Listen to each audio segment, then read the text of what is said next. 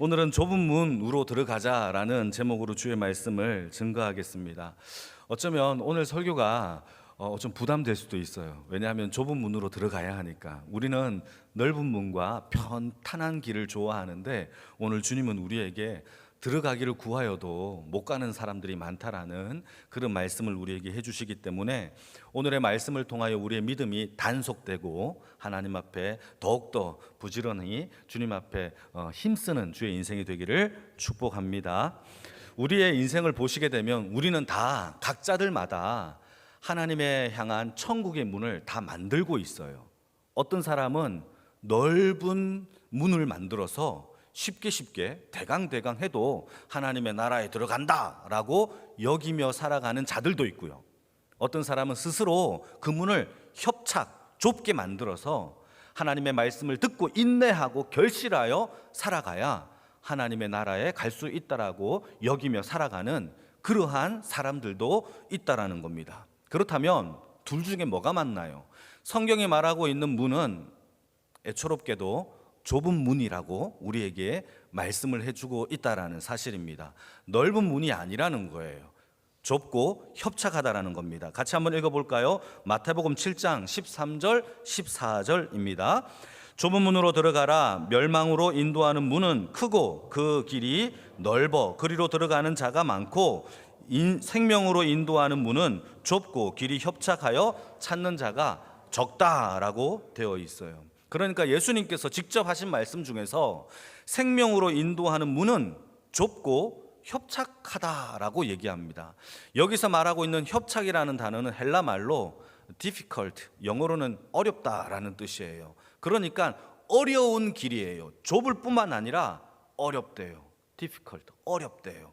그 길이 바로 하나님을 향한 이 생명으로 가는 구원의 문이다라고 우리에게 얘기하고 심지어 사람들이 잘 찾지도 않는데요. 왜냐? 어려우니까. 쉬운 길을 찾으니까 쉽지 않은 길이라서 잘 찾지도 않는 길이고 문이다라고 이야기하고 있다라는 거죠. 사랑하는 성도 여러분, 우리는 천국의 문을 어떤 크기의 문으로 만들고 있습니까? 어떻게 신앙생활 하고 있습니까? 확실한 것은 우리가 크게 만들든 작게 만들든 그것과 상관이 없어요. 그건 우리의 문이고 하나님께서 규정하신 천국의 문은 좁고 협착하며 우리가 생각하는 것보다도 어려운 길이 바로 구원으로 가는 그 길이다라고 성경은 이야기하고 있어요.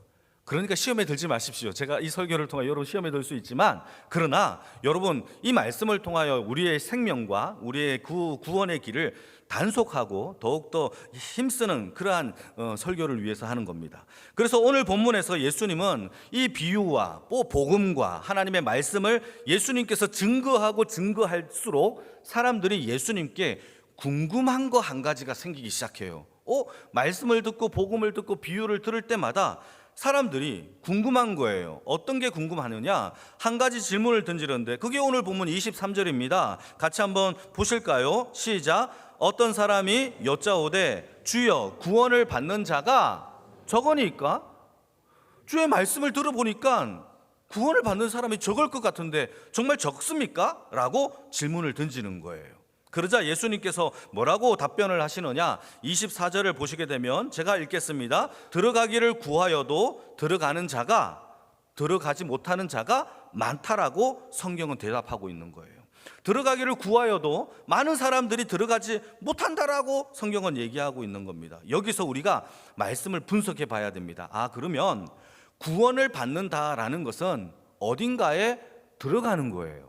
이게 이해되십니까? 왜냐하면 24절에 들어가기를 구하여도 들어가지 못하는 자가 있대요. 그러니까 구원은 어딘가에 들어가는 것인데 그러면 도대체 구원은 어디에 들어가는 것인가? 오늘 본문 23절, 24절에는 그 좁은 문이 도대체 어떤 문인지를 설명하고 있지는 않지만 마태복음 동일한 좁은 문이 나오는 마태복음 7장에서는요 그 좁은 문의 입구가 무엇의 입구인지를 설명합니다. 한번 보실까요? 마태복음 7장 21절인데 같이 한번 보시겠습니다. 시작. 나더러 주여 주여 하는 자마다 다 천국에 들어갈 것이 아니요 다만 하늘에 계신 내 아버지의 뜻대로 행하는 자라야 들어간대. 어디입니까? 천국이라는 거예요. 천국. 좁은 문의 결론이 구원에 이르고 생명에 이르는 문인데 그 문은 어디냐? 천국으로 들어가는 문이다라고 예수님께서 직접 우리에게 말씀해 주고 있다라는 겁니다. 자, 그렇다면 천국은 어떤 사람들이 들어가느냐? 여러분, 이것은 중요하죠. 이건 짚고 넘어가야 됩니다. 성경에는 천국에 들어가는 사람들을 몇 가지로 설명해 놓은 성경 구절이 있어요. 저는 이 구절을 이미 설교했던 본문인데 히브리서 12장 23절 말씀을 보시게 되면 제가 읽겠습니다. 하늘에 기록된 장자들이 들어가는 곳이 천국이래요. 이건 제가 여러분 아브라함과 이삭과 야곱의 이 장자의 명분을 통하여서 이미 설교를 했습니다. 여러분 한번 더 들어보시길 바랍니다. 누구냐? 하늘에 기록된 장자들이 첫 번째 들어간대요. 두 번째는 마태복음 7장 7절 말씀을 보시게 되면 문을 두드려서 주인이 문을 열어주면 들어가는 곳이래요. 이거는 오늘 설교의 내용입니다. 여러분 오늘 설교를 통하여 문을 두드려도 열리지 않으면 못 들어가요. 그게 천국이라는 거죠. 그리고 앞으로 제가 설교할 내용인데 로마서 11장 7절 말씀을 보시게 되면 오직 택하심을 받은 자들이 하나님의 나라에 들어가는 곳, 그곳이 바로 천국이다라고 성경은 얘기하는 겁니다. 그러니까 천국은 들어가는 곳이고 이렇게 들어가는 것을 영어로 enter in이라고 얘기하는데 이 enter in을 가장 잘 설명하는 단어가 문이에요. 문은 열고 들어가는 거, enter in이 가능한 거죠. 그러니까 여러분 하나님의 나라는 문이고 문은 열어줘야 들어갈 수 있으며 반대로 열어주지 않으면 아무도 못 들어가요. 그게 바로 문의 역할입니다. 그래서 성경에 이 문의 역할을 잘 설명해 놓은 구절을 제가 조금 더 설명해 보자면 두 가지로, 첫 번째 느헤미야 13장 말씀을 보시게 되면 여러분 이스라엘 백성들이 70년 바벨론 포로 생활을 끝내고 다시 자기의 고국의 땅 이스라엘 나라로 돌아옵니다. 그들이 성전과 성벽을 재건하면서 그들이 에스라와 느헤미야를 중심으로 한 가지 안식일을 거룩하게 지키자라는 거룩한 운동이 일어나기 시작해요. 그러면서 그들이 어떤 결단을 하느냐? 이스라엘 백성들이 안식일을 정말 거룩하게 지키자라는 그 마음으로 이스라엘 백성들의 예루살렘 성문을 걸어 잠굽니다. 안식일이 되기 전에 그날 밤에 걸어 잠그고 안식일이 끝나고 난 다음에는 열어주는 거죠. 왜죠? 하나님의 나라, 하나님의 안식일을 거룩하게 지키기 위하여 성문 밖으로 나가지도 못하고 들어오지도 못하고 하나님께만 예배하는 그 시간을 가지자라고 성문을 걸어 잠그는 거예요. 그게 바로 뭐냐? 문의 역할인 거죠. 그게 문이에요. 또 한 가지 마태복음 25장을 보시게 되면 열 처녀 비유에서 어리석은 5처녀가 신랑이 왔다라는 소리를 듣고 기름을 준비하여 나가야 되는데 기름이 없는 거예요. 그래서 기름을 사러 갔다가 다시 오니까 혼인잔치의 문이 어떻게 됐습니까? 닫혀버린 겁니다. 여러분 그래서 어리석은 5처녀가 어떻게 하죠? 문을 두드려요. 쾅쾅쾅쾅 열어주세요. 저희들 왔어요. 신랑이시여 열어주세요 라고 해도 한 번 닫힌 문은 또 열려지지 않는 것이 문이에요. 여러분 여기서 중요한 것입니다. 여러분 하나님의 나라로 들어가는 천국의 문은 입장이 가능한 시간과 입장이 불가능한 시간이 있다라는 거예요. 무작정 들어가는 게 아니에요. 닫히면 못 들어가는 거죠. 그게 바로 천국 문이에요. 뿐만 아니라 주인이 열어주지 않으면 열리지 않는 것도 천국의 문이라는 거예요. 심지어 성경은 이렇게 얘기합니다. 천국의 문을 첫 번째 좁은 문이라고 얘기해요. 심지어 문도 좁아요. 여러분 예루살렘 성문은요, 여러분 1m 40이에요. 그러니까 좁죠. 그러니까 키 큰 사람들은 수그려서 들어가야 되는 그러한 문인 것이 바로 작은 문인 거예요. 마찬가지로 여러분 좁은 문일 뿐만 아니라 두 번째 우리에게 오늘 본문 가운데 들어가기를 힘써야 하는 문이라는 거죠. 좁고 힘써야 하는 문, 이게 바로 우리에게 주신 하나님께서 우리에게 주신 천국에 이르는 문이에요. 왜냐하면 문을 두드리고 들어가려고 하는 사람이 많아도 들어가지 못하는 사람들이 많다라고 성경은 이야기하기 때문입니다. 자, 이게 바로 천국의 문에 대한 설명이에요. 또 그리고 우리가 한 가지 더 중요하게 여길 것도 하나가 더 있어요. 우리가 하나님의 나라의 천국에 들어가기 위해서는 반드시 이 땅에서 거쳐야 할 문이 또 하나 더 있어요. 그러니까 다시 말해서 천국에 이르렀을 때 천국의 문이 있겠지만 이 땅에서도 문이 하나 더 있어요. 그 문은 사도 바울이 그 문을 가리켜서 뭐라고 불렀느냐? 제가 말한 게 아니라 사도 바울이 믿음의 문이라고 얘기를 해요. 그러니까 하나님의 나라에 들어가기 위해서는 어떤 문을 반드시 이 땅에서 거쳐야 하느냐? 믿음의 문을 거쳐야 한다라고 사도 바울이 얘기합니다. 사도행전 14장 27절인데요. 같이 한번 읽어보실까요? 시작. 그들이 이르러 교회를 모아 하나님이 함께 행하신 모든 일과 이방인들에게 믿음의 문을 여신 것을 보고했대. 복음을 전하고 선교여행을 떠날 때마다 하나님의 복음과 주의 능력의 말씀들이 선포할 때마다 믿지 않는 영혼들이 믿음의 문을 열어 예수를 그리스도로 영접하는 사건들을 보게 된 거죠. 그때 사도 바울은 저들의 믿음의 문을 하나님이 여셨구나 라고 고백을 하는 겁니다. 그러니까 여러분, 예수를 믿는 사람, 이미 믿는 사람들은 좁은 문으로 가면 돼요. 그러나 예수를 믿지 않는 이방인들은 믿음의 문을 통과하여 좁은 문으로 가야 한다라는 사실을 우리에게 성경은 설명하는 겁니다. 그래서 하나님은 이 땅에 있는 모든 이방 사람들과 세상 사람들에게 하나님의 나라로 들어갈 수 있는 문 하나를 이 땅에 주셨는데 그게 무슨 문이다? 바로 믿음의 문인 거예요. 여러분, 복음을 전해야 이 믿음의 문이 우리 주위에 있는 사람들에게 열릴 줄로 믿습니다. 근데 그 믿음의 문이 도대체 뭐냐? 여러분, 이미 우리가 다 알다시피 이 믿음의 문은 바로 예수 그리스도라고 성경은 설명합니다. 한번 읽어볼까요? 요한복음 10장 7절에서 9절 말씀인데 우리 천천히 한번 읽어보도록 하겠습니다. 시작.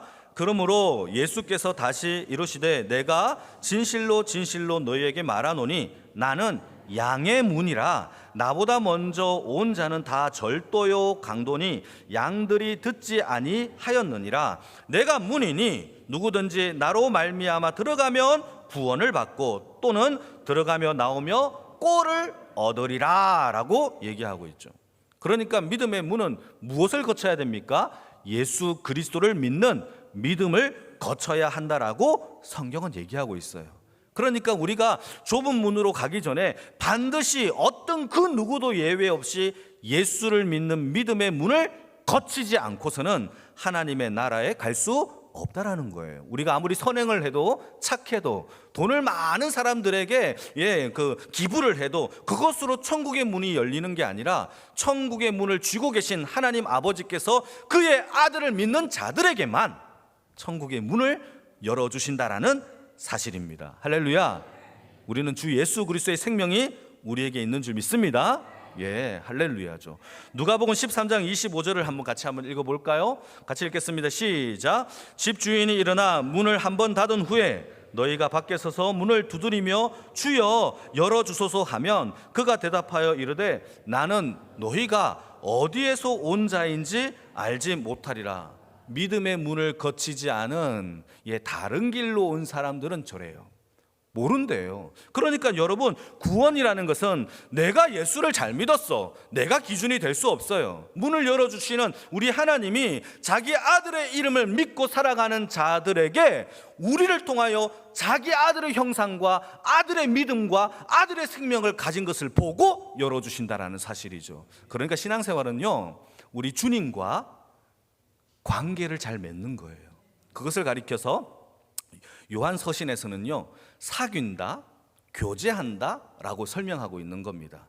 여러분, 사랑하는 성도 여러분, 이 땅에서 우리가 주님과 함께 교제하며 사귀며 살아가는 주의 인생이 되기를 축복합니다. 문을 열어주시는 우리 하나님 아버지가 우리를 그의 아들의 이름을 통하여 알아보시는 주의 백성들이 다 되기를 축복합니다. 그러나 많은 사람들이 문 앞에서 문을 두드리면서 뭐라고 말하는지 아십니까? 이렇게 말을 한대요. 한번 읽어볼까요? 마태복음 7장 22절 말씀입니다. 천천히 시작.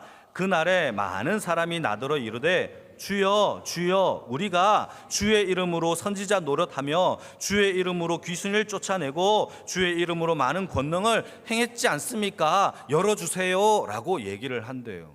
여러분, 이런 사람들이 얼마나 능력자입니까? 얼마나 신앙이 좋은 사람입니까? 어쩌면 목회자일 수 있어요. 그런 사람들이 문을 두드립니다. 너무 많대요. 그런 사람들이. 주여 주여 왜 저는 못 알아보십니까? 그때 주님께서 뭐라고 말씀하시느냐? 마태복음 7장 23절에 한번 띄워주실까요? 제가 읽겠습니다. 그때에 내가 그들에게 밝히 말하되 내가 너희를 도무지 알지 못하니 불법을 행하는 자들아 나에게서 떠나가라. 불법을 행했대요. 예수를 제대로 믿지 않는 자들이 바로 불법을 행하는 거예요. 여러분, 중요한 겁니다. 예수님께서 우리에게 구원받는 길과 생명의 길을 주셨어요. 오직 그 길밖에 없다라면 예수님께서 우리에게 주신 하나님의 말씀을 통하여 예수를 잘 믿는 인생이 되어지기를 축복합니다. 자, 그러면 천국 문은 누구에게 열어주는가? 예수님은 어떻게 믿어야 되는가? 그것을 이미 예수님께서 이 땅에 오셔서 복음을 전할 때 그 첫 메시지에 이미 다 담겨져 있어요. 한번 읽어볼까요? 마가복음 1장 15절 말씀에 예수님의 첫 복음의 메시지예요. 같이 읽겠습니다. 시작. 이르시되 때가 찼고 하나님의 천국이 가까이 나라가 가까이 왔대요. 그러면서 하는 말이 회개하고, 두 번째 뭐죠? 복음을 믿으라.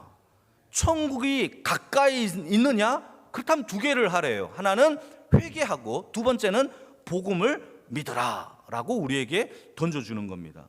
여러분, 예수님은 하나님의 나라를 이렇게 설명하는 겁니다. 회개하고 복음을 믿는 자들이 들어간다. 여기서 우리가 조심해야 될 게 하나 있습니다. 목사님, 저는 회개가 무엇인지 알고 저는 회개를 했던 것 같은데요 라고 얘기하는 사람들이 많이 있어요. 여러분, 회개라는 거는요, 회개가 무엇인지 아는 것과 했던 것 같은데요가 아니에요. 회개는요, 삶이에요. 했다 안 했다 이게 아니라 우리의 삶이 회개의 삶을 살아야 한다라는 거예요. 성경은 회개를 했다 안 했다 그걸로 규정하는 게 아니에요. 우리의 삶이 회개의 열매를 맺는 삶을 살아가는 것이 진정한 회개다라고 이야기하는 것이죠. 자, 그렇다면 우리의 삶 가운데서 무엇을 회개해야 되는가? 이것도 성경에 다 나와요. 고린도전서에도 나오지만 갈라디아서에 나와요. 우리가 잊어먹을까 봐 성경에는 여러 군데에 우리의 회개할 내용들을 여러 군데에서 설명하는데, 이것도 여러분 한번 읽어보기를 바라는데, 갈라디아서 5장 19절에서 21절 말씀인데 여러분들은 눈으로 보시고 제가 읽겠습니다. 19절. 육체의 일은 분명하니 곧 음행이 불륜 저지르는 겁니다. 불륜과 더러운 것과 호색과 음란한 것들입니다. 우상 숭배와 주술, 점치는 겁니다. 여러분, 점치는 사람들 하나님 나라 못 갑니다. 정말 중요해요. 마지막 때가 되면 문화가 되어버리는데 아니에요. 점치는 것과 원수 맺는 것, 사람과 원수 맺는 것, 이거 다 여러분 마귀 짓입니다. 분쟁과 다툼이죠. 시기와 분냄과 여러분 그 당 짓는 것, 편을 갈라서 내 편 네 편라고 충동질하는 것, 분열함과 이단과 투기가 뭡니까? 사기치는 겁니다. 술 취함과, 여러분 술 마지막 때가 되면 술 되게 좋아합니다. 사람들 술 취함과 방탕함이 뭡니까? 사치입니다. 사치.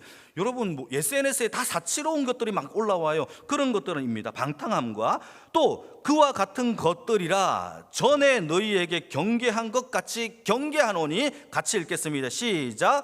이런 일을 하는 자는 하나님의 나라를 유업으로 받아요? 못 받아요? 못 간대요. 좁은 문이 아니래요. 이게 성경의 얘기입니다. 여러분, 단둘이 해야 됩니다. 우리 마음과 믿음을 단속해야 돼요. 이런 것들을 회개해야 하나님의 천국에 가까이 있는 자의 모습이라는 거예요. 그게 바로 첫 번째 회개에 대한 이야기죠. 두 번째는 무엇이냐 하면 예수님께서 복음을 믿으래요. 이렇게 얘기하면 목사님, 제가 교회 생활이 구력이 몇 년인데 예수 복음 믿죠? 라고 말을 많이 해요. 그런데 다시 한번 생각해 봐야 될 게 있어요. 우리가 복음에 익숙한 것과 복음을 믿는 것은 달라요. 이것은 마치 우리 아이들이 교회를 다니는 것을 예수 믿는다라고 착각하는 것이죠. 교회 문화에 익숙할 뿐이에요. 곧 떠날 거예요. 왜? 내 안에 생명이 없으면. 이건 점검해 봐야 될 문제인 거예요. 여러분, 마찬가지예요. 우리도 복음에 익숙한 것을 복음을 믿는다라고 착각하며 살아가고 있지는 않습니까? 복음을 아는 자와 믿는 것은 여러분 천지 차이입니다. 어떻게 구별할 수 있느냐? 구별할 수 있어요. 여러분, 우리가 예수 그리스도의 복음을 믿고 살아간다면 반드시 나타나는 증상들이 있어요.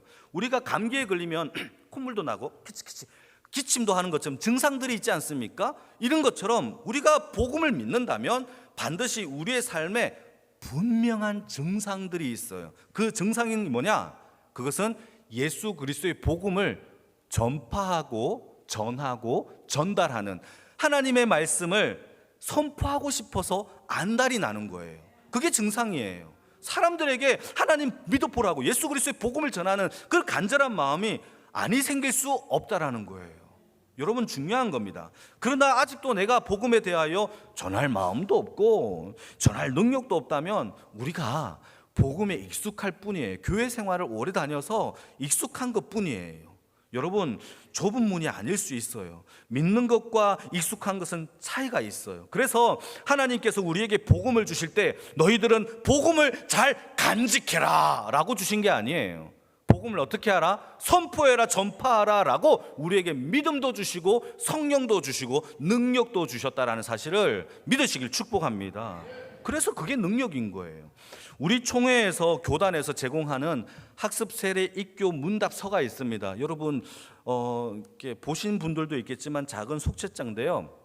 거기 교리를 보시게 되면 그곳에 하나님에 대한 속성에 대한 질문이 하나 나와요. 한번 띄워주실까요? 이렇게 되어 있는데 8번 문제입니다. 이거는 세례 질문 답서입니다. 입교 문 답서의 8번입니다. 이 8번 문제가 한번 읽어볼까요? 천천히 시작. 하나님은 누구십니까? 답은 뭐죠? 시작. 하나님은 영이시며 창조주와 구속주와 심판주이십니다. 하나님의 속성을요, 세 가지 사역으로 설명합니다. 하나님은 영이신데 세 가지 사역이 뭡니까? 첫 번째는 창조주, 두 번째는 구속주, 세 번째는 심판주. 여러분, 우리가 세례 받았다면 당연히 알아야 되는 거예요. 우리가 세례 교인이라면 당연히 알아야 되는 거예요. 하나님은 이 땅을 첫 번째 창조주로 오셨어요. 하나님이 그의 아들 성자 예수와 성령님과 함께 이 땅을 창조하여 주셨어요. 그러나 그게 바로 창조주죠. 그러나 인간이 죄를 저지름으로 말미암아 하나님 앞에 타락했단 말이죠. 그래서 하나님은 그의 아들 예수를 이 땅에 보내셔서 죽을 수밖에 없는 진노 가운데 있는 저와 여러분들을 그의 아들의 생명으로 말미암아 우리를 구속하신 거예요. 그게 바로 구속주입니다. 그 아들의 생명을 우리에게 주신 거예요. 그래서 예수 그리스도가 우리의 구속주가 되는 거예요. 그게 두 번째인 거죠. 구속주예요. 그런데 마지막 세 번째, 마지막 날에는 구속주이신 예수 그리스도께서 이제는 경건하지 않는 자들을 위하여 의롭다라고 외치셨던 그 구속주가 그 자리에서 내려오셔서 이제는 심판주로 오신대요.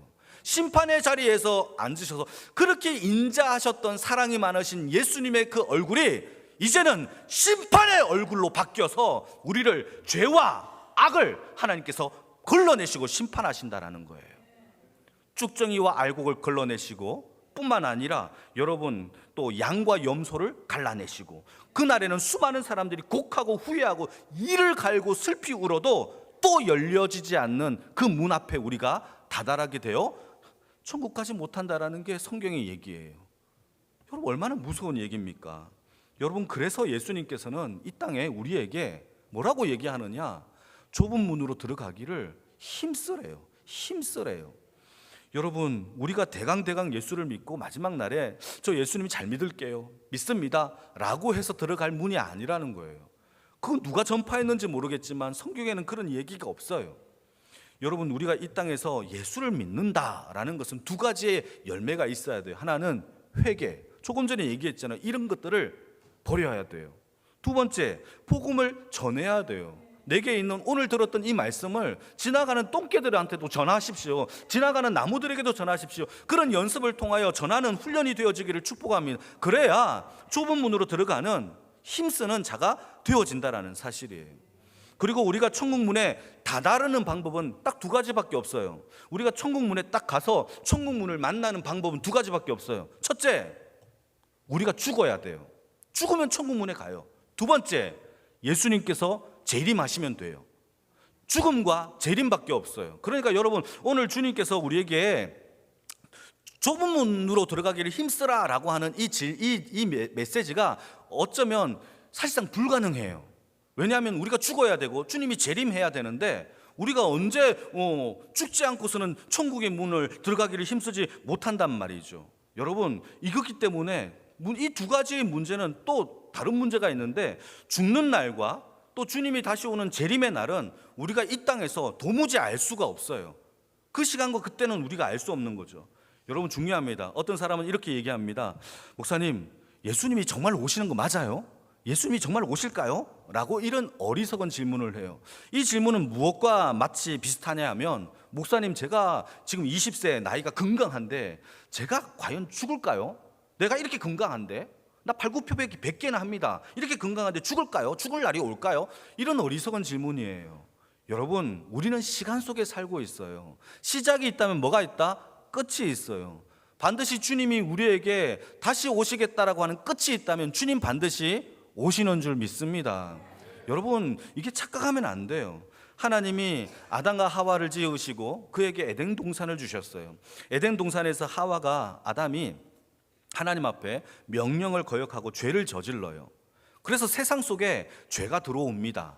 자, 이때 사망, 다시 말해서 죄로 말미암아 인간이 받았던 죄의 저주가 무엇냐? 인간이 사망케 되었다라는 것이 저주예요. 자, 질문 던지겠습니다.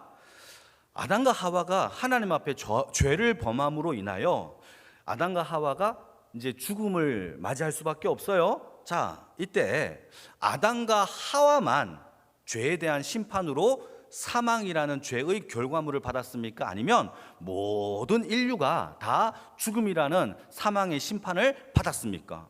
다 받았어요. 착각하면 안 돼요. 아담과 하와가 죄를 저질렀으면 그들만 죽겠지. 아니에요. 우리 모두 다 죽어요. 이게 바로 하나님께서 우리에게 주신 죄에 대한 사망이라는 심판을 주셨다라는 거예요. 그래서 여러분 집중하셔야 됩니다. 그래서 모든 인간은 죽음으로 끝나는 게 아니라 죽으면 반드시 이 죄에 대한 심판대 앞에 서요. 왜냐하면 죽음이라는 것 자체가 죄에 대한 심판이기 때문이에요. 따라오시면 고개 끄덕끄덕. 중요해요. 여러분, 죽음이라는 것 자체가 죄에 대한 심판이에요. 그러니까 우리가 죽으면 그 심판 결과대 앞에 서야 돼요. 그러니까 하나님께서 뭐라고 얘기하시느냐? 히브리서 9장 27절 말씀에 자막을 보시면, 한 번 죽는 것은 사람에게 정해진 것이요 그 후에 뭐가 있으리라? 심판이 있으리라. 왜죠? 죄인이니까 반드시 심판이 있대요. 그래서 우리에게 이 땅에서 예수님은 좁은 문으로 들어가기를 그렇게 힘써야 된다라고 얘기하고 있다라는 사실이에요. 그런데 한 가지 여기에 문제가 있죠. 우리가 이 땅에 살아있는 한 하나님의 천국의 문은 만날 수 없다라는 거예요. 없잖아요. 죽어야 만날 수 있으니까. 그래서 그 좁은 문으로 들어가기 위하여 우리가 힘쓸 수 있는 게 불가능해요. 못 들어가잖아요. 문이 있어야 일단 들어가기를, 삐집고 들어가기를 힘써야 되는데 우리가 죽지 않으니까 못 들어가는 거죠. 그래서 주님이 우리에게 뭐라고 얘기하느냐? 마태복음 7장에서 좁은 문을 다른 말로 좁은 길로 표현하고 있어요. 좁고 협착한 길이래요. 그 길 끝에 좁은 문이 있어요.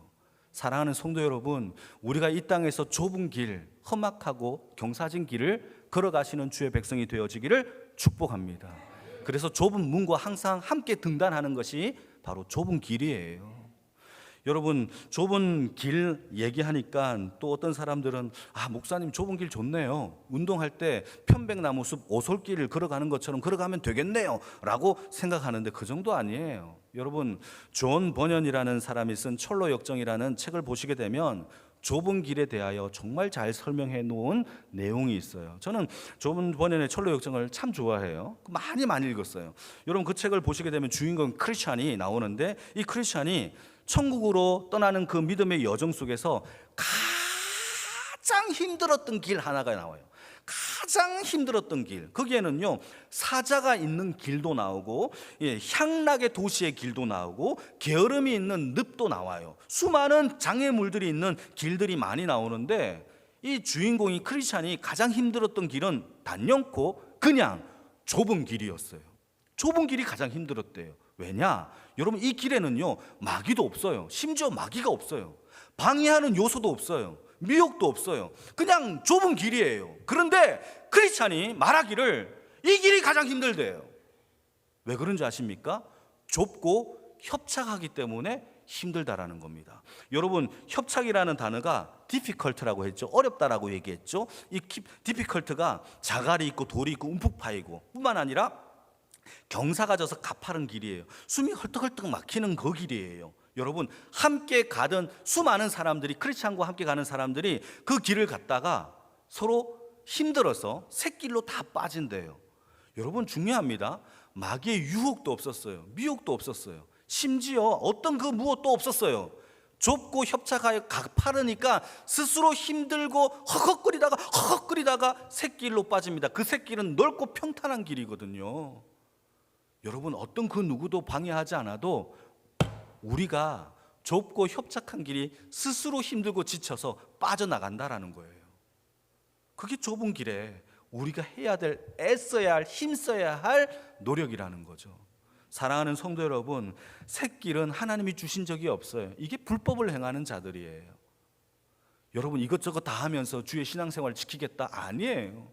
말씀 하나 지키는 거, 여러분, 이것만으로도 행복한 주의 백성이 되기를 주님의 이름으로 축복합니다. 너무 신기하지 않습니까? 어떤 누구의 방해도 없었고 마귀의 유혹과 심판도 없었어요. 그럼에도 불구하고 많은 신앙인들이 스스로 넓은 길을 택하여 간단 말이에요. 마지막 때가 되면. 여러분, 저는 이 설교가 여러분들에게 또 주눅들게 하거나 어렵다라고 강조하려고 하는 것이 아니에요. 지금 우리가 걷는 이 신앙의 길을 지금보다 조금만 더 좁혀보자고요. 1cm만 더 좁혀보자고요. 회개하고 복음을 증거하는데 우리가 조금만 더 애써보자라는 마음으로 설교하고 있다라는 겁니다. 여러분, 하나님은 우리에게 넓은 길 주신 적 없고 샛길 구원도 주신 적 없어요. 오히려 주님은 좁은 문을 들어가기를 애쓰래요. 좁은 길을 가도록 힘쓰래요. 여러분, 이 땅에서 돈을 버는 것도 얼마나 힘듭니까? 돈 버는 것도 힘들어요. 그런데 마귀와 싸워서 승리하는 것은 어찌하니 힘들 수가 있겠습니까? 당연히 힘들겠죠. 그러나 이 좁은 길을 걷다 보면요, 여러분, 제가 여러분 성경 가운데 약속해 놓은 게 있어요. 이 좁은 길을 걷다 보면 하나님의 곳곳에 숨겨진 은혜가 넘쳐나고 뿐만 아니라 성령의 능력과 은사들이 넘쳐나고 하나님의 참된 보물과 기쁨의 샘들이 우리를 향하여 달려오고 있다라는 사실을 믿으시기를 주님의 이름으로 축복합니다. 그래서 우리가 이 길을 끝에는 주님 마음껏 웃으면서 한박 웃음 지으면서 주께 드릴 열매를 가득 안고 드리는 주의 인생의 삶이 다 되어지기를 주님의 이름으로 축복합니다.